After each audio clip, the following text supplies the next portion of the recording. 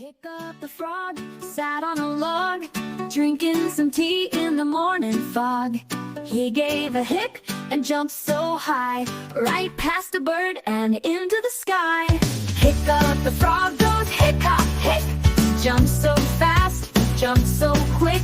He lands in shoes or on a cat or in a bowl. Imagine that.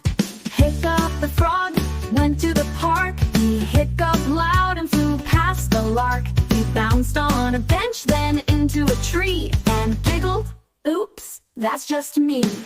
Hiccup the frog goes hic-hop, hic. He jumps so fast, he jumps so quick. He lands in shoes or on a cat or in a bowl. Imagine that. He tried to hold his breath, then sneeze. He even sang the ABCs, but every time, with one big blink, he hiccuped again in a kitchen sink.